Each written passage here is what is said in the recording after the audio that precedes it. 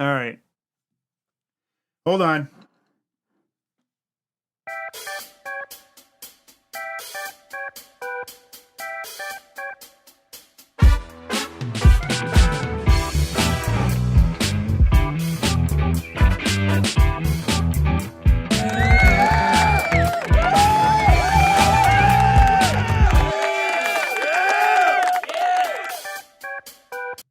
All right, there we go.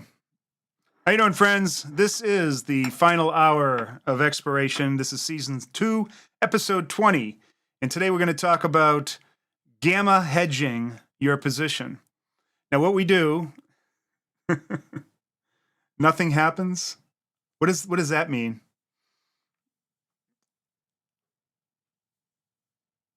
I want this sound as a ringtone. Oh, all right. Okay, so everything's good now. Tell me if everything's good. We'll wait for you. I'm waiting. Tell me, yes, everything sounds good. Fine now. Thank you, Tim. All right, let's go back to the roll call and thank all these wonderful people. Here we have Richard Huber. How you doing? Is here. Nice to see you. Jay Hen, yes. And Philip, how you doing? And Tim Dodds is here. Tell us that there was a bad echo. Nino, nice to see you here. Max is here. All right, and let's see. We'll go on to Frederick. How you doing, Frederick? And Eugene, nice to see you here. And Jody, nice to have you here. Okay, on and on. Lena, yes, the 30-minute Nirvana. Okay. There we go. We're down to all the last people. Thank you very much. All right, cool. All of these comments. All right, I'm done with that.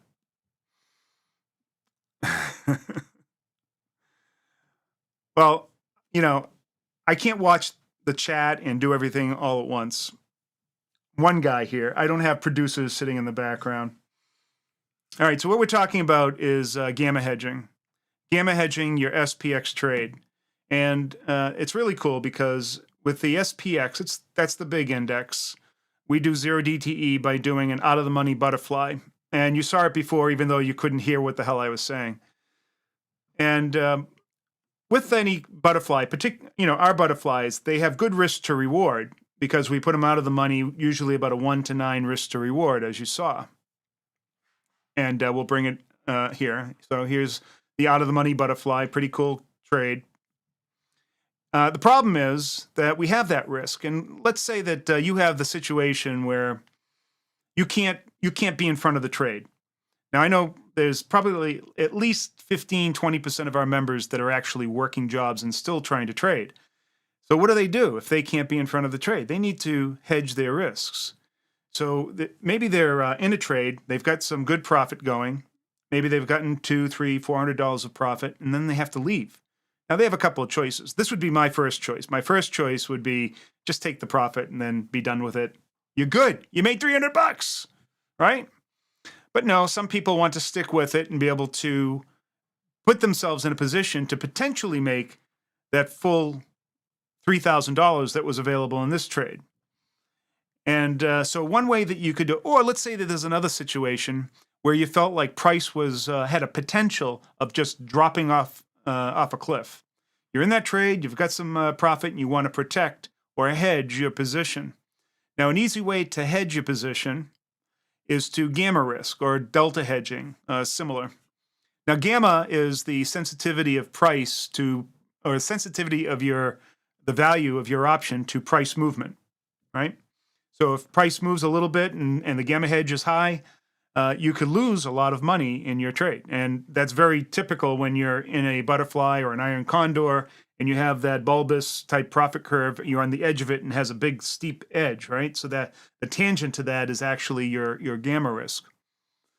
Well, you can protect that edge by kind of flattening it out or even making it point the other way. And a typical way that you might do that is by shorting some SPY stock. But being 0 DTE and the last day of expiration, you don't want to short any stock. You could be exposed to early assignment on that, and you don't want that. So what you do is you create a synthetic short. And that's what I was showing before. And you do it with the XSP, which is 1/10 the size of the SPX. It would be like creating a synthetic short with the XSP would be like shorting 100 shares of SPY. Yeah, that's right. That's my producer dummy. That's Bob. He's no longer Bitcoin Bob. I took his hat off. Now he's wearing a 0 DTE shirt, as you see. Oh, that was Jay Hen calling me? Thank you. Thank you very much. You know, I don't take any phone calls while I'm online. I'll look at it and I'll say, why the hell are they calling me? All right. So I've got my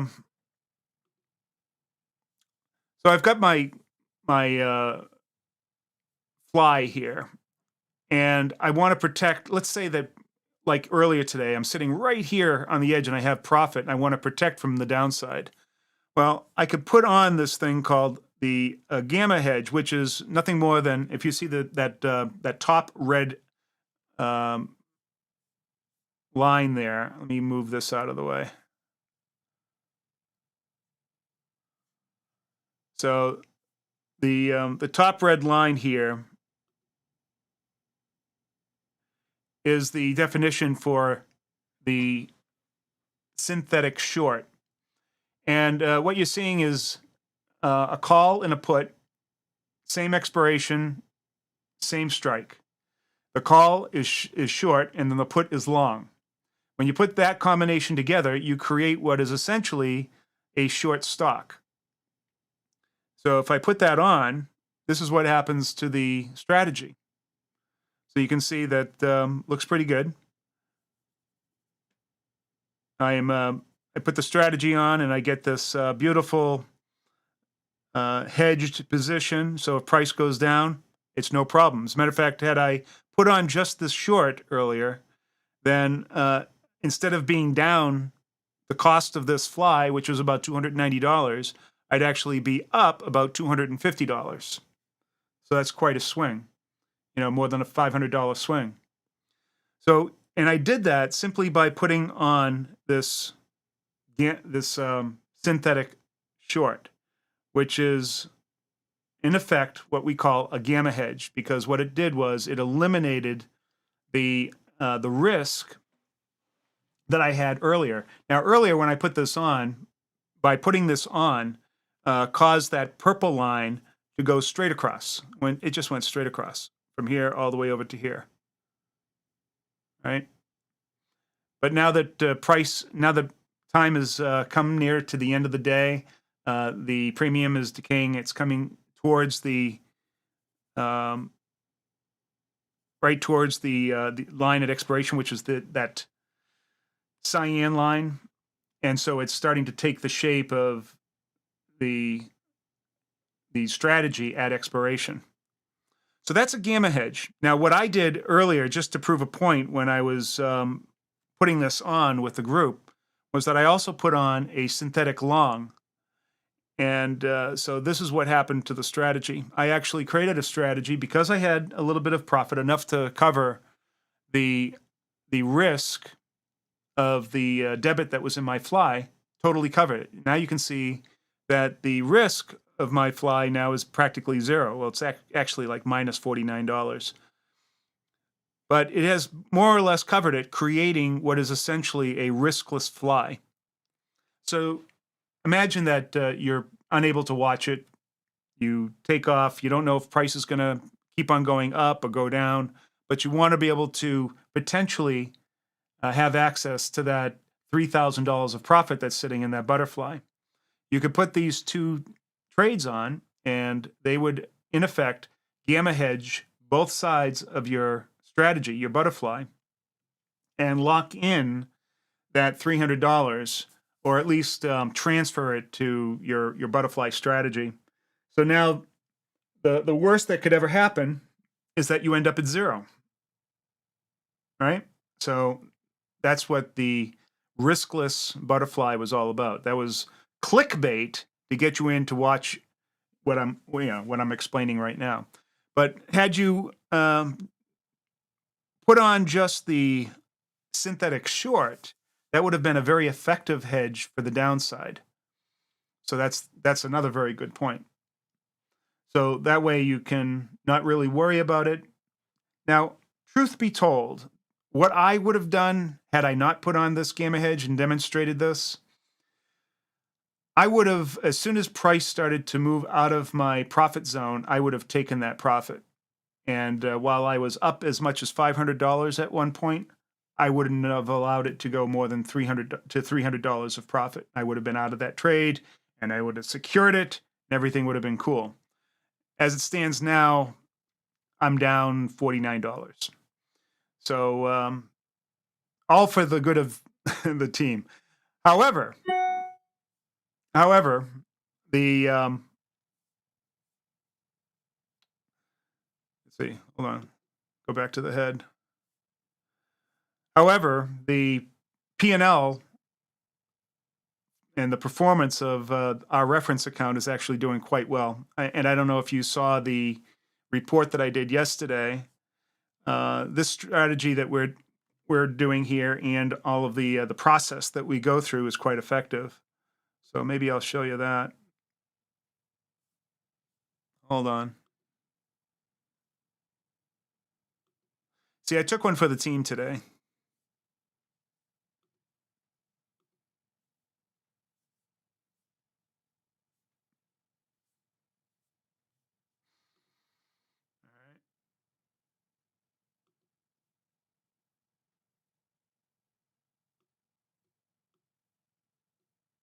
There we go. So this is the profit curve of my reference account after almost 200 trades, 196 trades. So far last year or the year before starting this one, I had almost an equal number of trades. The profit was actually a little bit better with that, but in total dollars, it wasn't as much, but it was a higher return, a percent return. So far after 2 years, we've had nothing but really good profit in this strategy. Now, I say let me just be clear. I have had nothing but good returns in this.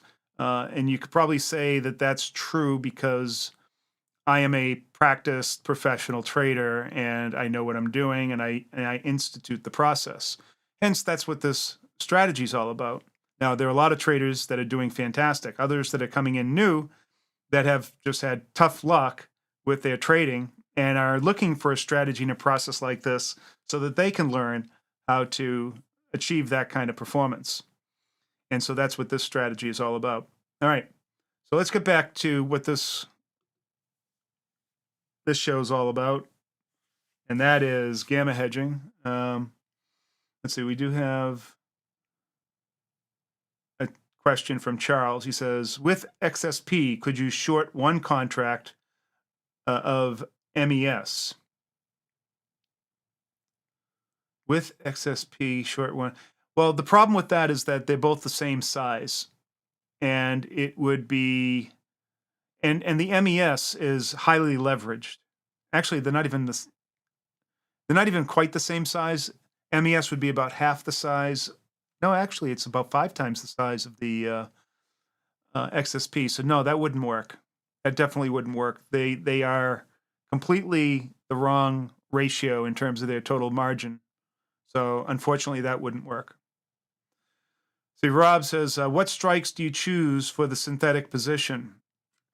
I typically would choose the at the money, but it doesn't matter that much. I mean, you could choose a little bit below, a little bit above. You're going to get approximately the same result. See, Nino says, impressive performance, Ernie. I know why you trade SPX and the risk to trade SPY, but it would be possible. Would it be possible to trade the flies on SPY? No, when you can't do it on SPX. The answer is no, and there's a good reason for that.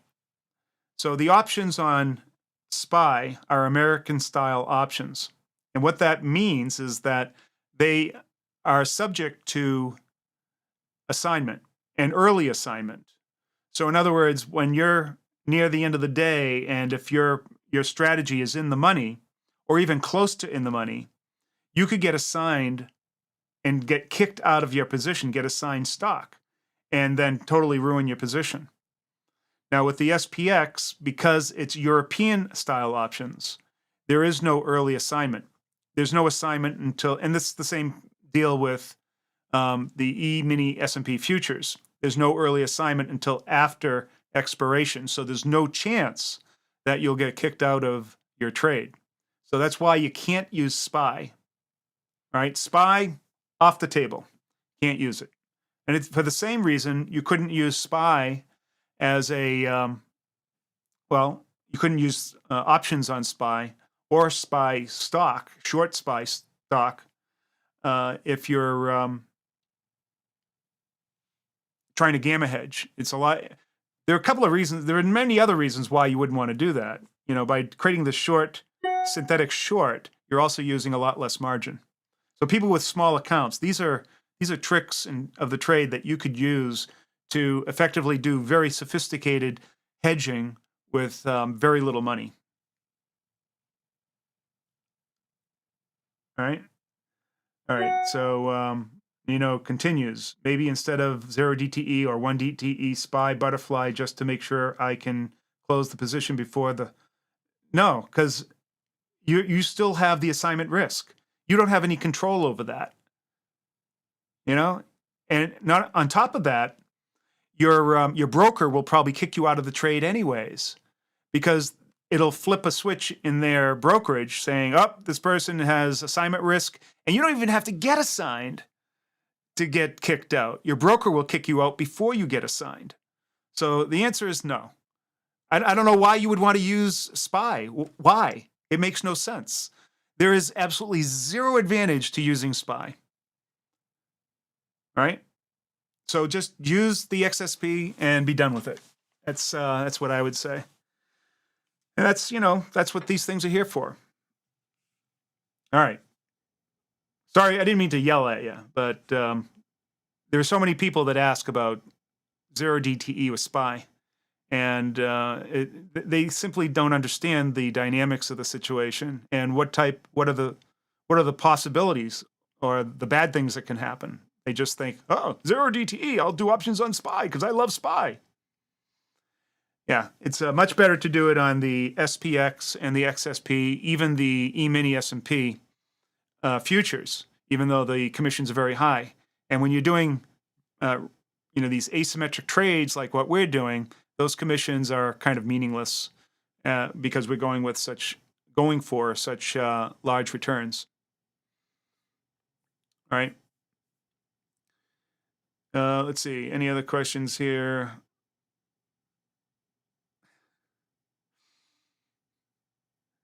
All right.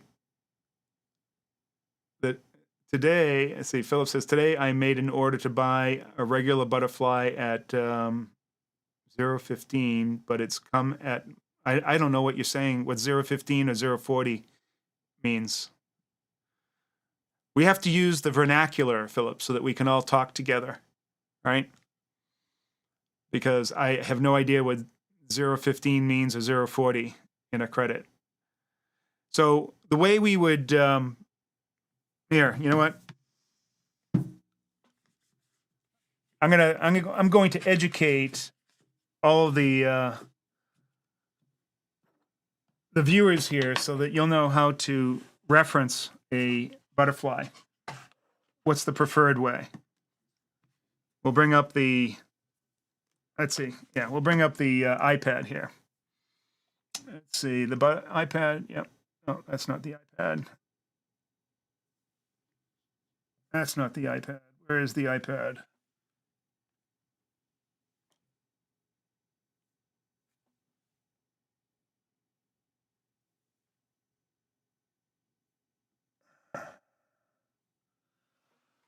Huh. It should be on camera 3, but it's not.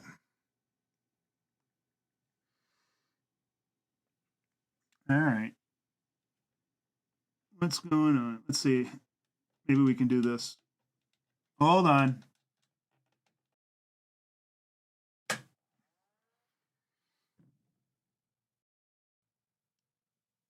We'll bring it out like this. See what happens now.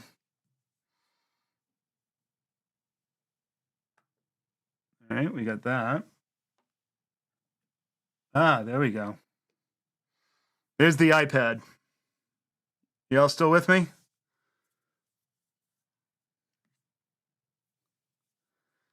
All right. So we'll go into Procreate. So if you have a fly, looks like this.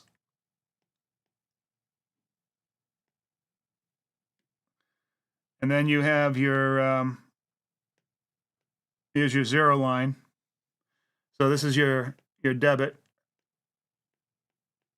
And then your fly is made up of two spreads that has a short strike and a long strike, right? And then a width.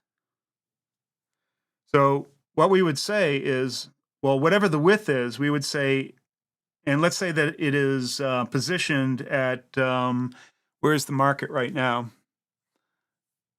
The market currently is at 41.35. We would say, I have a 30 wide fly at 41.35. And at, let's say, a debit of $3. So that's how you would say it. So you have a credit. Well, then you would say I have a 30 wide fly at whatever the credit is. But I don't know why you would use the credit. Because you're putting on an iron fly. Why would you put on an iron fly? Or are you putting on a broken wing fly? There's another question. Why would you put on a broken wing fly? But if you're putting on an iron fly for this type of trade, it's really it's probably not a great idea. It's essentially the same as a long fly. The only difference really is that you're putting on two short contracts, a short put and a short call. And essentially you're making the whole trade a lot more complex. So there's really no reason to put on an iron fly. Just put on a long put fly or a long call fly. Way simpler, easy to manage, single butterfly. You don't have to put on an iron fly. Just put on a single long fly. It's way better. All puts. Yep, you can put all puts or all calls. And it'll be exactly the same as your iron fly. So let's take a look at that. And there's something to talk about. All right. So here I have a risk graph, and I want to put on two flies. So one of them I'm going to put on is going to be an iron fly. Then the other one I'm going to put on is going to be just a regular long, I don't know, put fly. All right. They have exactly the same width. Maybe they're both, say, 10 wide. And they have the same exact debit or risk, same risk, right? What is the difference between those two flies in terms of their max profit and then the way they behave?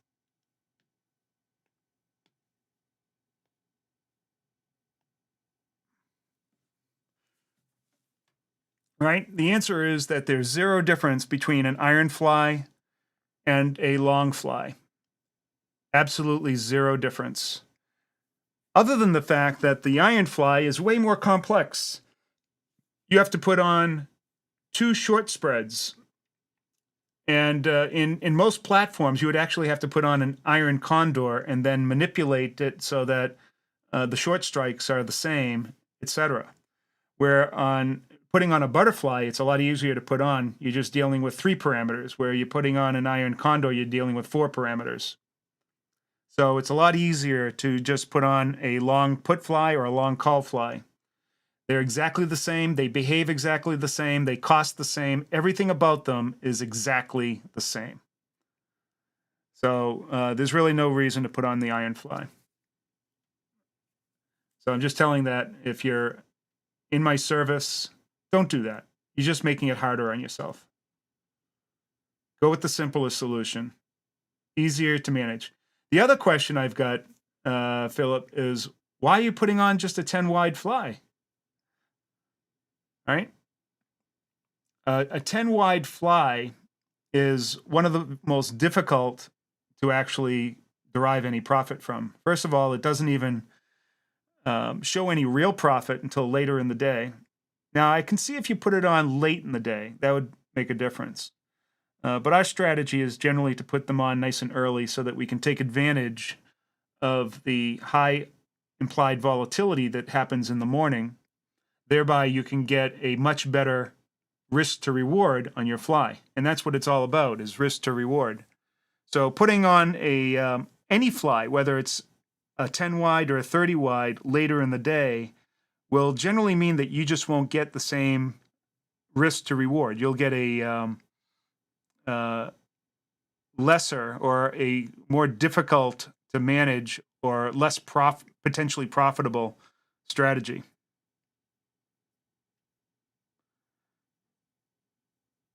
All right. So don't do that.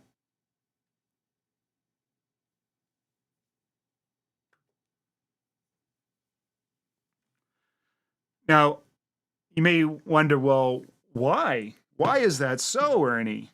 Well, you're going to get some education here because I have finished talking about gamma hedging, and hopefully that's something that is interesting to you. How you can protect to the downside or to the upside simply with a synthetic short or a synthetic long. Let's also talk about the width of flies and why you want to choose a wider fly over a narrow fly. And also why you want to put it on earlier in the day rather than later in the day. All right, so let's do that. And just a second. I need to, of course, everything is like on the fly here. We'll get that.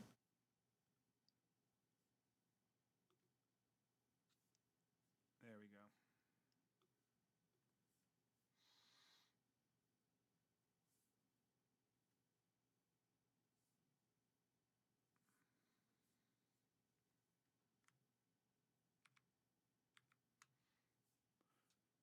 All right, let's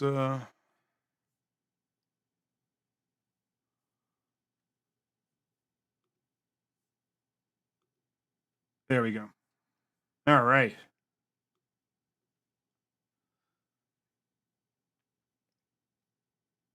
We don't need my head here.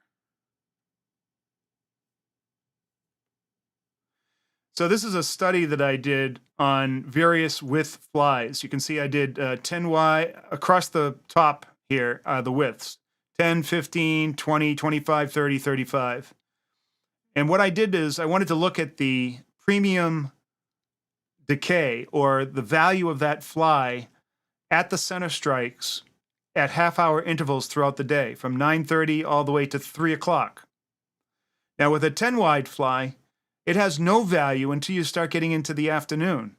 For a 15-wide fly, it comes on kind of slow. A 20-wide is a little bit better, but the 25 and 30 and 35-wide, they have profit right out of the gate, and they're way easier to make profit sooner.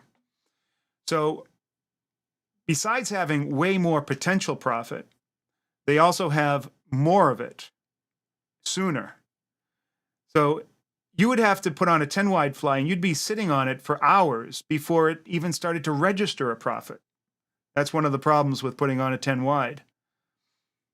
Now, with a 30-wide, my preferred fly, you can put it on early in the morning, and you already have $220 in that center strike. So when it starts moving towards your fly, you're going to make profit right away. So even though the 30 will be more expensive, the profit will come back faster. Not only that, the growth, the rate of growth on the 30 wide is dramatically more than that on the, see, you can see it right here. The rate at which it grows is dramatically greater than the 10 wide. The 10 wide hardly even registers. So I don't know why you would even bother with a 10 wide fly. You're putting on too much risk for not enough potential gain. You have, I mean, the 15 and the 20 are way better. And you can put on a risk to reward by putting it a little bit out of the money where it won't cost you a whole lot. And your potential for profit, if it moves in your direction, is way better. Now, if it doesn't move in your direction, you can do what we call the Batman fly and put one of these on either side of you, one above the market, one below the market. And that's what we do in our service. That's our primo preferred strategy right now, is to put one above the market, one below the market. And from there, we hardly ever miss a trade. Except for today when I'm fooling around showing how to hedge gamma. But I didn't really lose anything, so it was cool. All right, back to the big head. So hopefully that was educational, Philip. And let's see here. So I've showed you gamma hedging. I've showed you asymmetric trades. I've showed you premium collection. I've showed you a study that we did on flies. I talked about, oh my God, you have gotten so much information today that you need to give this video a thumbs up right now.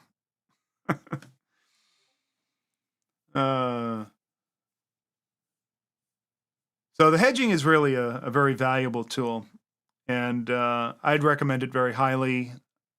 If you wanted to protect yourself from the downside, it's really a great way to go. Then you don't have to worry about the any risk that you put on. Of course, if you put it out of the money, way out of the money, like the 1 to 9 that we do, then your risk is absolutely minimal.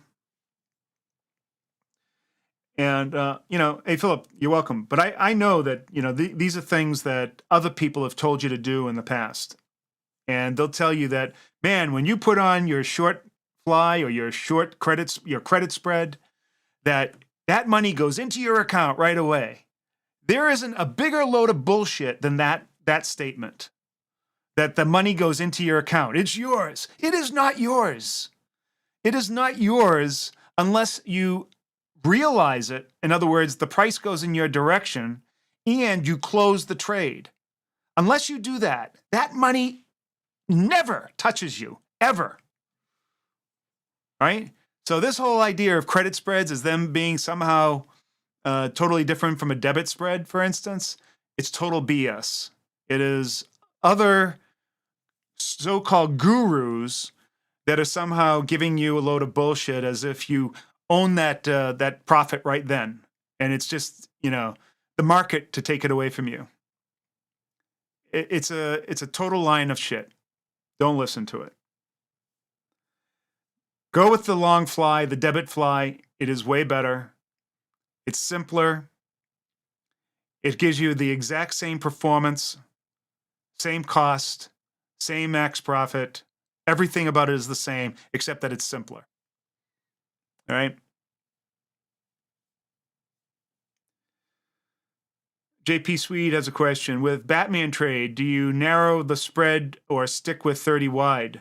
No, I stay the same width, and I also stay with the same 1 to 9 risk to reward ratio. So now it's like putting on 2 trades. I have a 1 to 9 above me and a 1 to 9 below me. Now, the way I keep it at 1 to 9 is that I never allow, if price stays right in the center, that's really the only place it can hurt me, if price stays right in the center. Very rarely will price move out to the sides. Even if it moves beyond the fly, it has to go over the profit curve to get there, and I will grab profit before it ever gets outside the fly. So my only risk really is directly in between the 2 flies, right? So let me just show you that. I'll bring up the, there's a good discussion for the iPad. All right, so we'll bring the iPad up.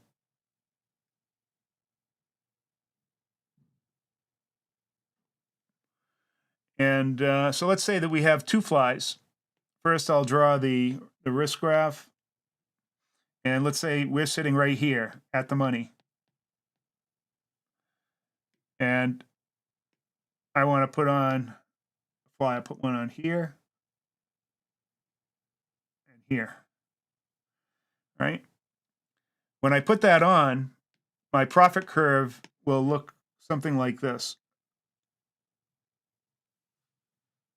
Right?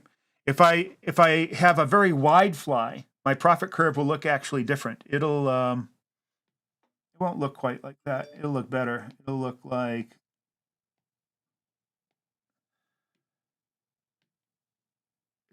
this. So as time goes on, let's say it gets on, you're here, and price just stays right between here and here, right? And then let's say we're getting on to about 11 o'clock, 12 o'clock. Now your profit curve will look like this. It may still have profit in it if you have a wide fly. And then as time goes on, it may look like this. It will dip down like that. That's if price stays right there. If that's your only risk right here. Risk. If it goes this way, you're in profit. If it goes this way, you're in profit. So what I do is, if I never allow this to go more than 50%.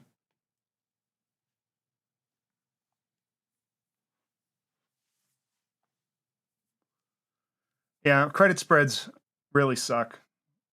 Out of the money butterflies are the way to go. So anyways, that's really my only risk. I don't fear price going this way or this way, because it has to go over this bump, that bump, or this bump, and that means profit. So now, granted, it'll do this about 30 to 35% of the time, right? That means that the rest of the time you're in profit.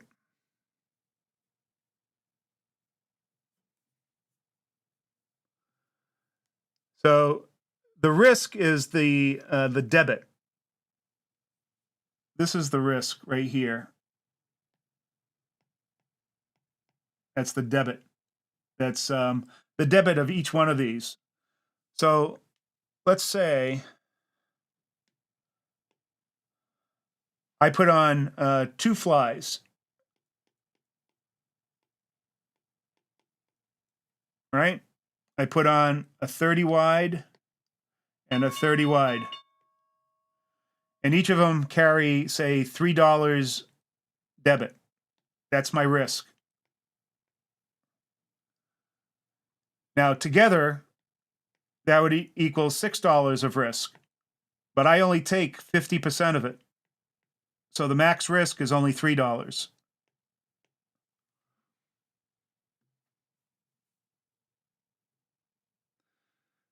So Charles wants to know, any validity in using daily expected move values? No, there is none. The daily expected moves is a statistical average. It doesn't tell you what's happening right then and there. We never use it. We only use risk to reward to figure out where to put our flies, because that will give you the actual thing that the market is pricing for those options.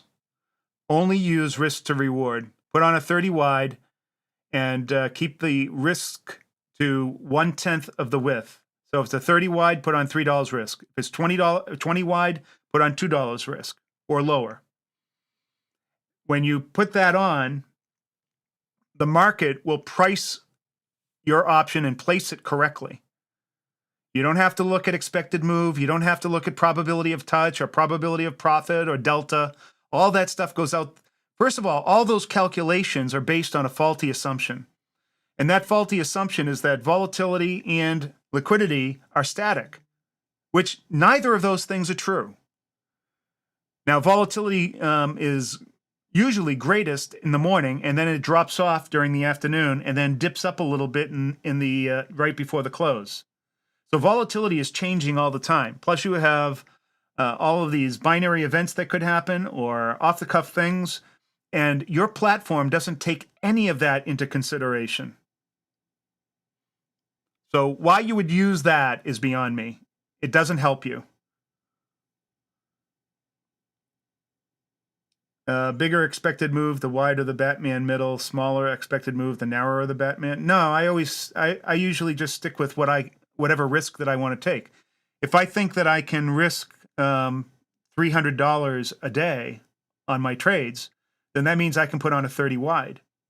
If I can only risk $200 a day, then I put on a 20 wide. What time of the day do you usually put the trades on? We put them on early because that's when we'll get the best price, the best risk to reward, because that's when volatility is usually at its peak, at the early part of the day, right after the market opens until about 10 o'clock, 10:30. That's when when volatility is highest. When volatility is high, that means that you can get your options cheaper. That means we can get a better risk to reward. So we put them on early. And we put on wide because wide is better than narrow. So we put them on early and we put them on wide. That gives us the maximum possible profit potential and the best risk to reward. Early and wide, period. All right? That's what you want to do. Early and wide. That's what she said. I don't know how that makes any sense.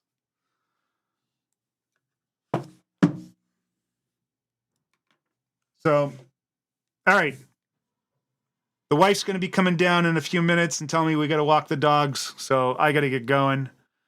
I want to thank everybody for showing up. Sorry about the beginning part of that. I will go in and edit that out so that beginning part is completely gone. But thanks for telling me, and thanks for hanging in there. Give this video a thumbs up. If you're not already a subscriber, subscribe now. You're going to get some great content. If you want to become a professional level trader, join the service. Try it out for 4 weeks. It'll be the most incredible experience you've ever had as a trader. You'll finally figure out the way to consistent profits. And if you follow the program, I guarantee, let's see, that's the caveat. If you follow the program, I will show you how an institution would train a newbie trader to become a professional member of their trading staff. That's what you will learn here. You will learn how to become a professional trader. That means that you will be a consistently profitable trader. You will learn techniques that you'll have for the rest of your life. And from here on in, you will be on the path to becoming a professional, consistently profitable trader. All right. I hope everyone has a nice weekend, great weekend. Peace to you all. And we'll see you on Monday. So take care.